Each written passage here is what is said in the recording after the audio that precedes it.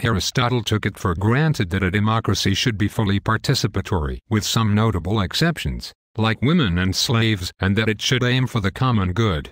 In order to achieve that, it is to ensure relative equality, moderate and sufficient property, and lasting prosperity for everyone. In other words, Aristotle felt that if you have extremes of poor and rich, you can talk seriously about democracy.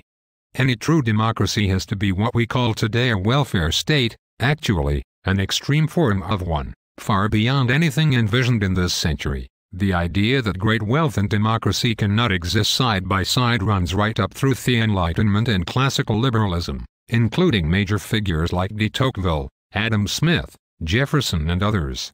It was more or less assumed. Aristotle also made the point that if you have, in a perfect democracy, a small number of very rich people and a large number of very poor people, the poor will use their democratic rights to take property away from the rich.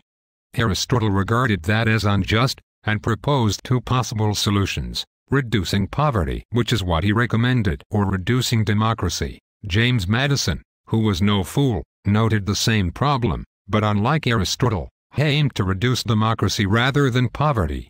He believed that the primary goal of government is to protect the minority of the opulent against the majority. As his colleague John Jay was fond of putting it, the people who own the country ought to govern it. Madison feared that a growing part of the population, suffering from the serious inequities of the society, would secretly sigh for a more equal distribution of life's blessings. If they had democratic power, there'd be a danger they'd do something more than sigh. He discussed this quite explicitly at the Constitutional Convention, expressing his concern that the poor majority would use its power to bring about what we would now call land reform. So he designed a system that made sure democracy couldn't function. He placed power in the hands of the more capable set of men, those who hold the wealth of the nation.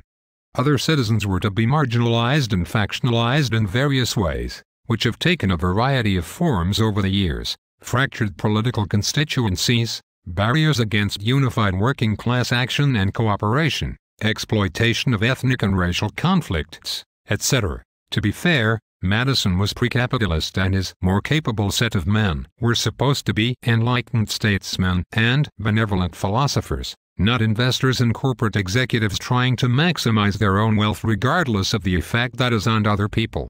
When Alexander Hamilton and his followers began to turn the U.S. into a capitalist state, Madison was pretty appalled.